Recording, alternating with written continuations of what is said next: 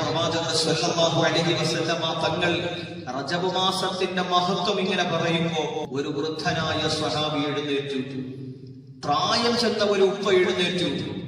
ഹബീബായ മുത്തുനബിയോട് ചോദിച്ചു, യാ റസൂലല്ലാഹ്, നബിയെ അങ്ങ് പരിശുദ്ധ റജബ് മാസത്തിന്റെ നന്മകളല്ലേ പറയുന്നത്?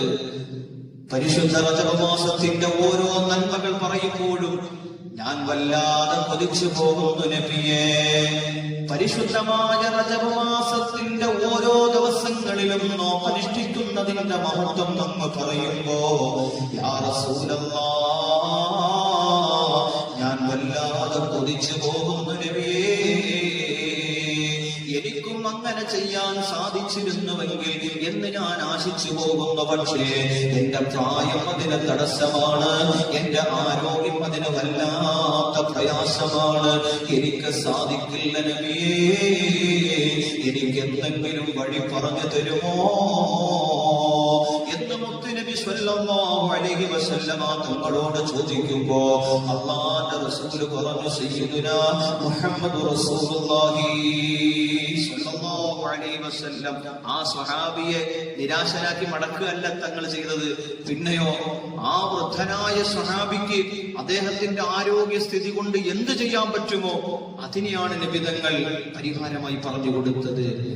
ആദ്യത്തെ 10 നിന്ന് ഒരു നോമ്പ് അനുഷ്ഠിച്ചാൽ ആദ്യത്തെ 10 ദിവസത്തെ നന്മ കിട്ടും. രണ്ടാമത്തെ 10 നിന്ന് ഒരു നോമ്പ് അനുഷ്ഠിച്ചാൽ, റജബിന്റെ മധ്യഭാഗത്തുനിന്ന് ഒരു നോമ്പ് പിടിച്ചാൽ നിനക്ക് ആ രണ്ടാമത്തെ 10ലെയും മഹത്വം ലഭിക്കും. അവസാനത്തെ 10 നിന്നൊരു നോമ്പ് കൂടി പിടിക്കാൻ കഴിഞ്ഞാൽ ആ 30 ദിവസങ്ങളിലെയും പുണ്യം നിങ്ങൾക്ക് നേടാനാകുമെന്ന് സയ്യിദുനാ റസൂലുള്ളാഹി സ്വല്ലല്ലാഹു അലൈഹി വസല്ലം. അതായത് പരിശുദ്ധ റമളാനിൽ ആയുസ്സുണ്ടോ, പുണ്യ റജബിൽ നമുക്ക് ആയുസ്സുണ്ടോ, അതിന്റെ ഒരു സമയം പോലും പാഴാക്കല്ലേ എന്റെ പ്രിയപ്പെട്ട മുഅ്മിനീങ്ങളെ എന്നാണ് മുത്തുനബി തങ്ങൾ പഠിപ്പിച്ചത്.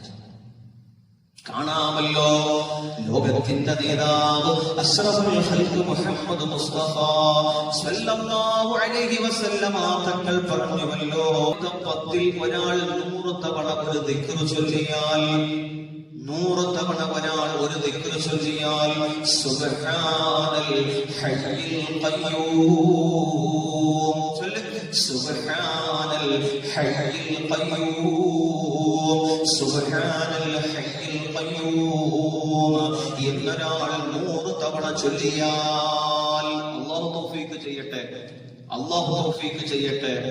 വീണ്ടും പറയാണ്, രണ്ടാമത്തെ 10 തുടങ്ങുമ്പോൾ